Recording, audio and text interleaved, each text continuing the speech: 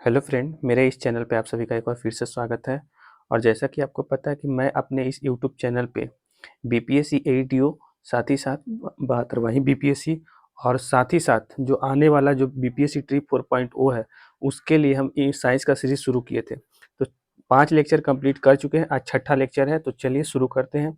आज का चैप्टर है मेरा वर्क, पावर एंड एनर्जी। इसी को हिंदी में कहते हैं कार्य, शक्ति और ऊर्जा। तो ध्यान से समझेंगे, वही पॉइंट इसमें इंक्लूड किए हैं जहां से क्वेश्चन हिट करता है। तो देखिए, सबसे पहले तो कार्य पढ़ते हैं। कार्य को इंग्लिश में कहते हैं वर्क। अच्छा, वर्क होता क्या है? तो जब किसी भी वस्तु पर हम बल लगाते हैं और उस वस्तु में विस्थापन उत्पन्न होता है, तो बल और विस्थापन के गुणनफल को कहते हैं कार्य। तो ये तो हो गया परिभाषा। जब हम किसी वस्तु पे बल लगाते हैं और उस वस्तु में विस्थापन उत्पन्न होती है, तो उसे हम बोलते हैं कार्य। अच्छा, ये हो गया। और वर्ग का फार्मूला कुछ होता है, तो वर्ग को हिंदी में कहते हैं कार्य। और कार्य का फार्मूला होता है फोर्स गुने डिस्प्लेसमेंट, यानी कि बल गुने विस्थापन। तो यहाँ से कई बार क्वेश्चन पूछा जा चुका है कि वर्ग का फार्मूला क्या होता है, तो फोर्स गुने डिस्प्लेसमेंट, यानी कि कार्य बराबर फार्मूला होता है बल गुने विस्थापन।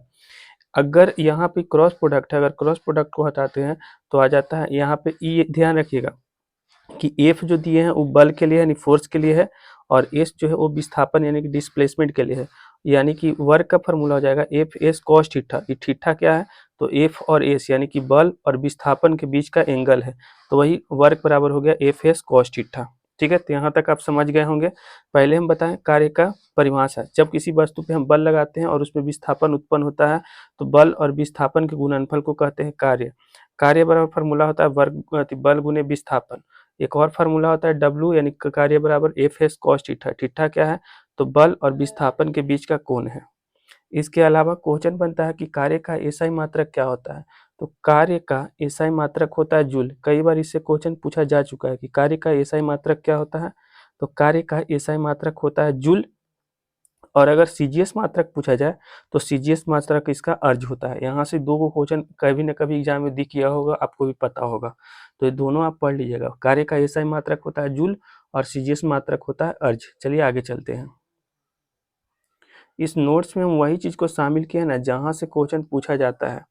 इसके अलावा कई बार क्वेश्चन दिख गया है कि 1 जूल में कितना अर्ज होता है। तो 1 जूल में 10 के पावर 7 अर्ज होता है। ये भी क्वेश्चन एग्जाम में कई बार आया है। 1 जूल इक्वल टू कितना अर्ज होता है, तो 10 के पावर 7 अर्ज होता है। यहाँ पे हम नोट लिखे हैं ना, ये 4 नोट्स जो पॉइंट दिए हैं, 4 नोट्स में से एक नोट्स का क्वेश्चन कंफर्म दिख जाता है। सबसे पहले कार्य जो है एक सदिश राशि है। कहने का मतलब स्केलर क्वांटिटी है। स्केलर यानी सदिश राशि उसको कहते हैं जिसके पास केवल और केवल जो है मात्रा हो, दिशा ना हो। तो कार्य एक तरीके का सदिश राशि है। और बल और अब यहाँ पे 3 नोट पॉइंट में से एक नोट पॉइंट समझिए। अगर बल और विस्थापन मतलब कि फोर्स और डिस्प्लेसमेंट एक ही दिशा में हो, तो कार्य हमेशा पॉजिटिव होता है। यानी जिधर अगर फोर्स लगा रहा है उधर वस्तु मूव कर रहा है, घूम रहा है, तो जो कार्य होगा वो पॉजिटिव होगा। तो वही लिखे हैं कि बल और विस्थापन एक ही दिशा में होगा तो कार्य क्या होगा, तो पॉजिटिव होगा। दूसरा लिखे हैं कि अगर बल और विस्थापन के बीच में एंगल 90 डिग्री का होगा, यानी 90 डिग्री का कोण बनेगा, तो कार्य कितना होगा, तो 0 होगा। और अगर बल और विस्थापन एक दूसरे के विपरीत हो, मान के चलिए कि अगर इधर हम फोर्स लगा रहे हैं और डिस्प्लेसमेंट यानी कि जो विस्थापन है इधर हो रहा है, तो एक दूसरे के विपरीत हो, तो यहाँ पे एंगल बनता है 180 डिग्री। तो यानी कि यहाँ पे जो कार्य होगा वो क्या होगा, निगेटिव होगा। तो तीनों चीज बता दिए कि अगर बल और विस्थापन एक ही दिशा में हो तो कार्य होगा पॉजिटिव। अगर बल और विस्थापन एक दूसरे के 90 डिग्री पे हो तो कार्य होगा 0। और यदि बल और विस्थापन एक दूसरे के विपरीत हो तो कार्य होगा निगेटिव। तो यहाँ तक तो कोई दिक्कत नहीं है। तो चलिए आगे चलते हैं। आगे है ऊर्जा। ऊर्जा से भी कई बार क्वेश्चन दिख चुका है। हाल फिलहाल के दरोगा का एग्जाम में भी ऊर्जा का क्वेश्चन दिखा है। अगर आप लोग दिए होंगे तो पता होगा आपको। सबसे पहले समझते हैं कि ऊर्जा यानी एनर्जी होता क्या है। तो कार्य करने की क्षमता को या कार्य करने की क्षमता को ही क्या कहते हैं, ऊर्जा कहते हैं। इंग्लिश में इसी को हम लोग पढ़े होंगे, the capacity to do work is called energy. यानी कि कार्य करने की क्षमता को क्या कहते हैं, तो ऊर्जा कहते हैं। अच्छा, ऊर्जा का एसआई मात्रक से भी कई बार क्वेश्चन दिख गया कि ऊर्जा का एसआई मात्रक क्या होता है। तो ऊर्जा का एसआई मात्रक जूल होता है। ठीक। अब देखिए, ऊर्जा दो तरह का जनरली पढ़ते हैं हम लोग। एक होता है गतिज ऊर्जा और एक होता है स्थितिज ऊर्जा।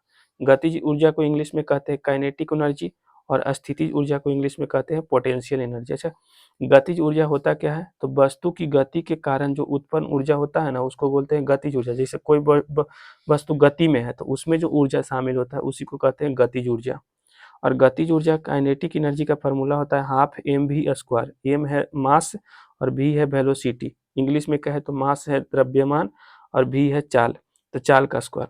यहाँ से क्वेश्चन ही बनता है। देखिए पहले तो फार्मूला आप पढ़ लीजिए, काइनेटिक का स्क्वायर, काइनेटिक एनर्जी का दो फार्मूला होता है, हाफ एम वी स्क्वायर होता है और एक होता है पी स्क्वायर बटा 2m। पी है मोमेंटम। क्वेश्चन आपसे पूछा जाएगा कि अगर मोमेंटम को दुगना कर देंगे तो काइनेटिक एनर्जी कितना गुना हो जाएगा। तो अगर मोमेंटम को हम डबल कर देंगे तो काइनेटिक एनर्जी कितना गुना हो जाएगा, 4 गुना हो जाएगा। क्वेश्चन ऐसे भी पूछता है कि अगर हम वेलोसिटी को डबल कर देंगे तो काइनेटिक एनर्जी कितना गुना होगा, तो 4 गुना होगा। तो इस तरीके का क्वेश्चन जो है काइनेटिक एनर्जी से दिख जाता है। अब आ जाइए दूसरा, स्थितिज ऊर्जा, यानी इसी को इंग्लिश में कहते हैं पोटेंशियल एनर्जी। अच्छा, पोटेंशियल एनर्जी होता क्या है पहले ही समझ लेते हैं।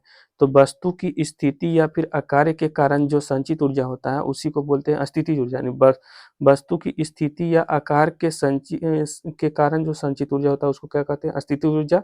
और स्थितिज ऊर्जा यानी पोटेंशियल एनर्जी का फॉर्मूला होता है mgh। एम है द्रव्यमान, जी है एक्सेलरेशन ड्यू टू ग्रेविटी और h है हाइट, ऊंचाई।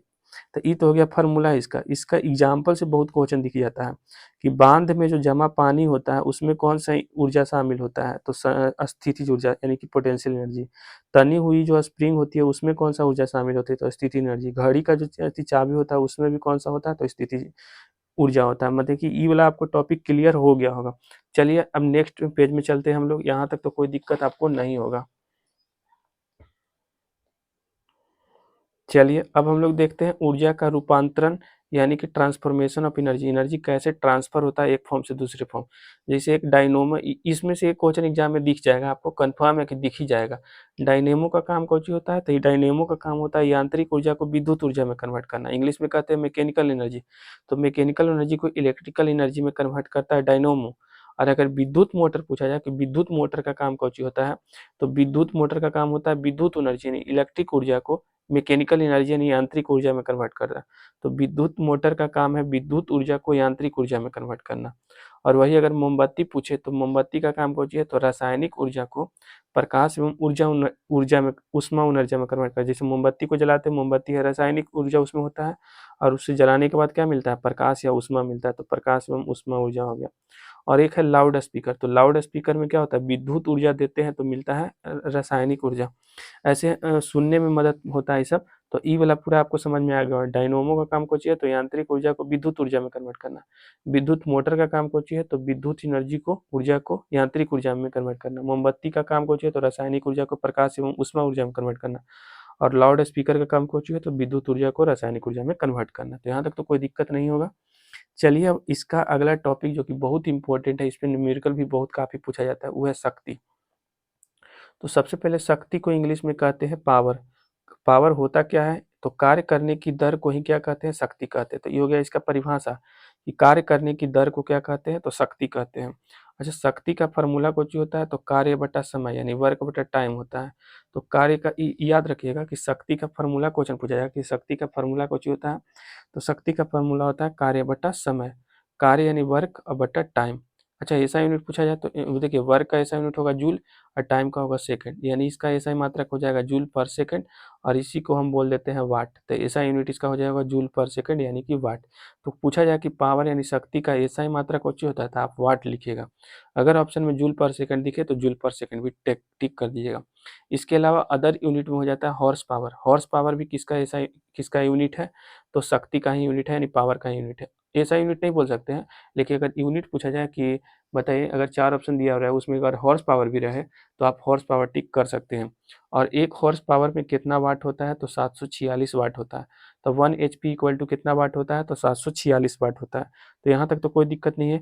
कार्य करने की दर को शक्ति कहते हैं। शक्ति का फॉर्मूला होता है कार्य बटा समय। इसका ऐसा ही मात्रक होता है जूल पर सेकंड या फिर इसी को कहते हैं 1 वाट। अदर यूनिट में होता है हॉर्स पावर। एक हॉर्स पावर बराबर होता है 746 वाट। चलिए अब आगे हम लोग नोट्स, इसके लिए कुछ और नोट्स पॉइंट लिखे हैं, वहाँ से क्वेश्चन पूछा जाता है। तो देखिए सबसे पहला नोट पॉइंट ये है ना कि यहाँ पे वो किलोवाट आवर है, बहुत बार एग्जाम में दिखा है। किलोवाट आवर जो है वो किसका एसआई मात्रक है, तो ये जो है एनर्जी का एसआई मात्रक है। तो ये बहुत बार क्वेश्चन एग्जाम में दिखा है कि जो किलोवाट आवर जो है किसका मात्रक है, किसका यूनिट है, तो एनर्जी ऊर्जा का। अच्छा, 1 किलोवाट आवर में कितना जूल होता है, तो 3.6 गुने 10 के पावर 6 जूल होता है। 1 किलोवाट आवर में कितना जूल होता है? तो 3.6 गुने 10 के पावर 6 जूल होता है। अच्छा, आगे क्वेश्चन दूसरा पॉइंट पूछा जाता है कि ऊर्जा का सबसे बड़ा प्राकृतिक स्रोत कहाँ है, यानी ऊर्जा सबसे ज़्यादा कहाँ नेचुरली मिलता है?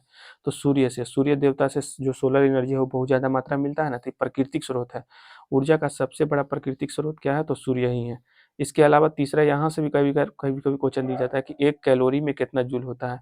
तो 1 कैलोरी में 4.186 जूल होता है। 1 कैलोरी में कितना जूल होता है?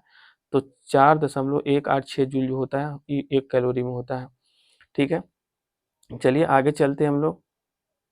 देखिए, कुछ पहले भी हम डिवाइस का नाम बता दिए थे, अभी बताते हैं। सोलर पैनल का काम कौन सी है?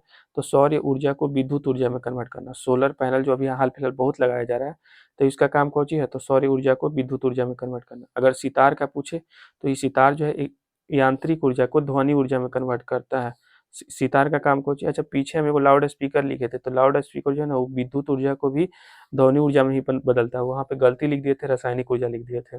सितार का काम भी यही है, यांत्रिक ऊर्जा को ध्वनि ऊर्जा में कन्वर्ट करना। इसके अलावा विद्युत बल्ब का काम कौन सी है? तो विद्युत ऊर्जा को प्रकाश ऊर्जा यानी ऊष्मा ऊर्जा में बदल करना। विद्युत बल्ब, जो इलेक्ट्रिक बल्ब हम लोग यूज करते हैं, तो उसका काम कौन सी है? तो इलेक्ट्रिक एनर्जी को लाइट एनर्जी में या फिर हीट एनर्जी में कन्वर्ट करना।